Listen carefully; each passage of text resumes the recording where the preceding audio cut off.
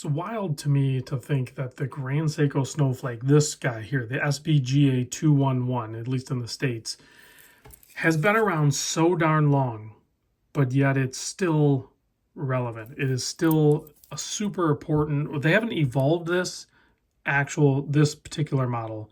They've done a bunch of other different versions that kind of all share some similarities to this one, but they haven't evolved the Snowflake, and I don't think they need to. I think it was near perfect right from the start.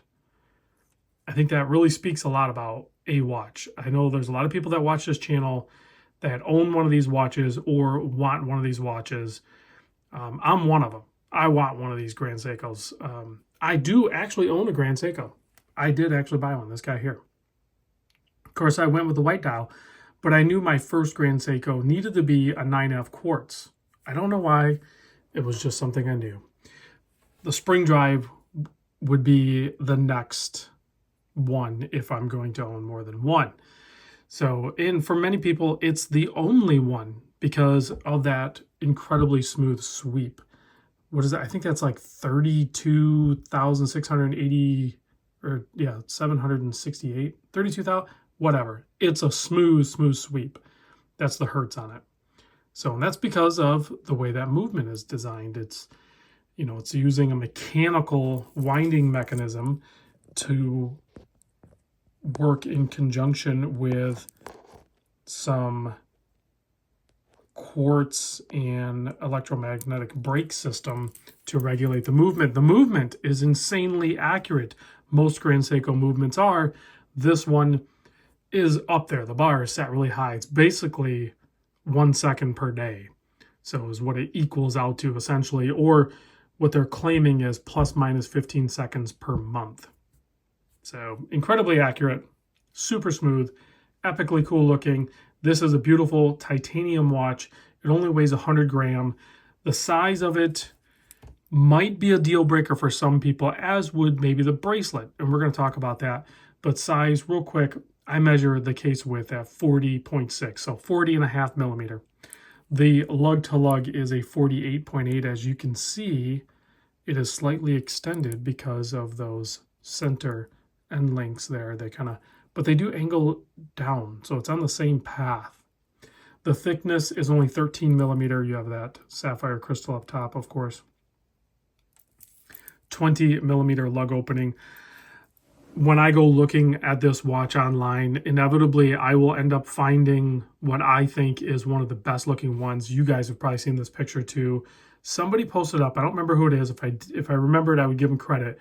But they put this thing on a blue Stingray strap. I wouldn't think that would be a great pairing, but it works because there's a little bit of white in that Stingray, and then that blue really pulls out that thermally blued hand, as well as, if you look close enough, I believe that spring drive is actually in blueprint. So it's subtle, but it pulls that blue out, and it works so good with this titanium case and that white dial. You have a 5.9 millimeter signed screw down crown. It's 100 meter water resist, and like I said, it also weighs 100 grams. That's with the bracelet and all of the links. I would definitely wear this on the bracelet, regardless of the fact that there's no micro adjust. I would just wear it a little bit loose, and it kind of is what it is. The bracelet is amazing. The fitment, yeah, this is just an incredible watch. This is one of those watches that I think, avid collectors are definitely going to potentially own something like this amongst a bunch of other great watches. You could have a Tudor or a Rolex or something like that next to it for sure, right? And a few other watches. But where I think it really steps in when you have somebody that might have like, 50 watches or something, and there are a bunch of, $500 watches here and there, and you're really looking to mix things up, and you just know you need that evolution in your collection. So you sell all those off and you fund a purchase like this. You're still going to end up buying those $500 watches again. That's just in our nature. That's going to happen again. But when you unlock something like this, it tends to stick around a little bit. I don't think most people that buy this watch sell it. I don't think they're flippers. I think most people that buy, I could be wrong, I want you guys to chime in the comments. Most people that buy Grand Seiko are end users of Grand Seiko. For one, I know some of them take a pretty good hit. I think that's slowly changing.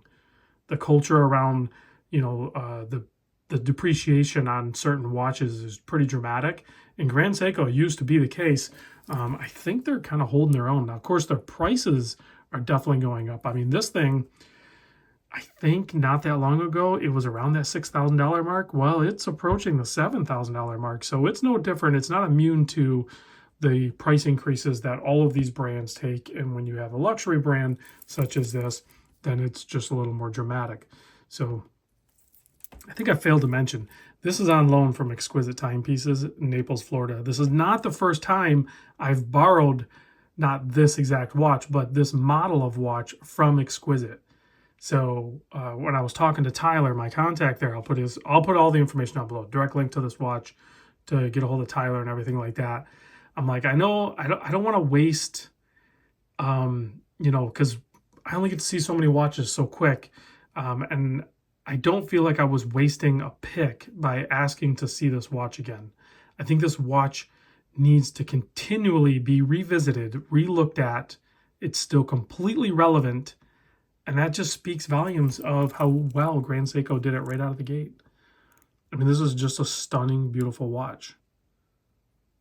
There's no lume. You don't need it. You have that incredible polishing. I of course have it smudged up a little bit. They're going to look like that. And this is one of those watches, I think you wear it. I've ran into a lot of people that have this watch and some other Grand Seikos, and you might be a little, nerve-wracked at first, because it is a smudge magnet. It might scratch and stuff like that.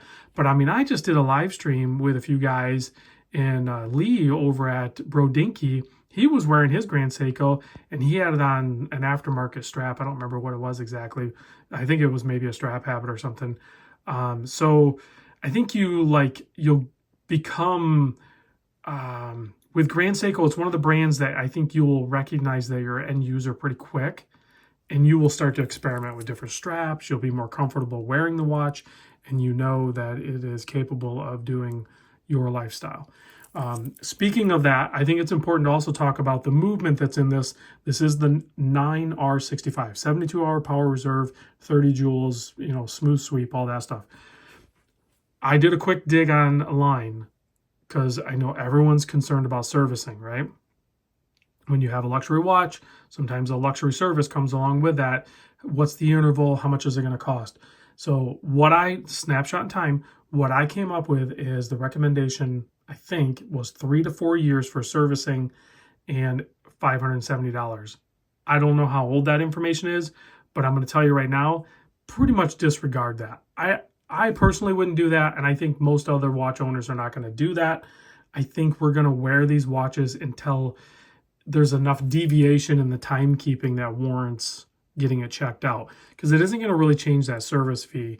And then also looking online, there was quite a few people, this movement has been out a while, or variations of it, and there was quite a few people out there reporting maybe not regular wearing, because we all own more than one watch, over 10 years. So honestly, I don't think I read a comment where somebody was like, hey, I have owned it like 12 or 15 years, and yeah, I definitely needed to send it in. I didn't even get that kind of feedback. I was just digging through all the comments, and I read a few that were like, yeah, I'm over 10 years, still haven't serviced it. So there's a lot of variables that play into that, of course, but I think it's a non-issue, essentially, is what my point is. Whereas like I have this guy with the 9F, I'm going to have to do a battery change. It's going to be like every 2-3 years or whatever it is. It's going to give me an end-of-life indicator on it. It's going to tick a couple of times, 3 times or whatever. Now, I'll have to decide, do I change the battery myself, or do I have it done by a pro and have it tested in the gasket and all that stuff? So with the spring drive, it has to go in, and you're going to be at the mercy of whatever the service charge is at the time of when you do it.